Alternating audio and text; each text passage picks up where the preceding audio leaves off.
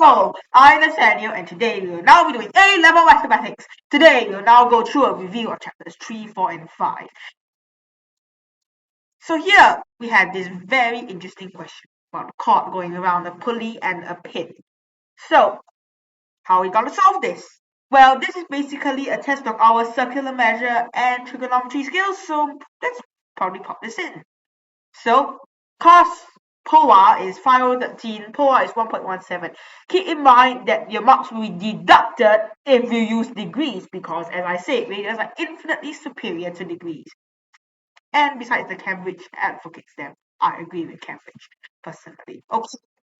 So why are we finding cos POA? Well, it's because we need to find the length of AP.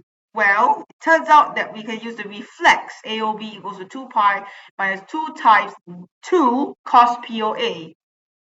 So cos inverse 513. So 2 pi minus 2 times 1.17. So the major arc is 5 times 2 pi minus 2 times 1.17, which just happens to be 3.93. Now, AP is 12. Which is the same as BP because, as you can see, it has sectional symmetry around the 13 unit axes, and we are basically using Pythagoras here. Now, the chord length, if you add all these values up, you get 43.7. Alright, now let's do the next question. Show that this, hence of the equation this.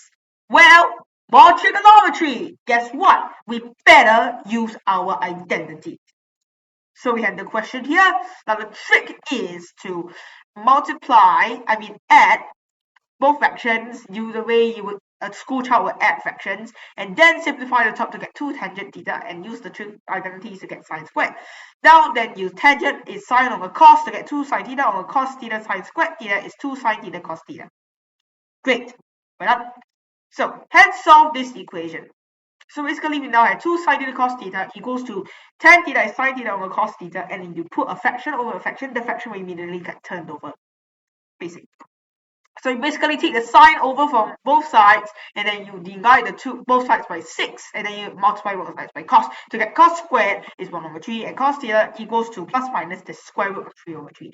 Keep in mind that the plus minus is really, really, and I mean really, really important. Because if you don't have the minus, you don't have a solution. Usually in math, when we want to discount a solution, we just discount it, like square root of 9 is 3 and minus 3. But cos theta equals to plus minus 0.1774 for one good reason. It's a 0 to 180 degrees.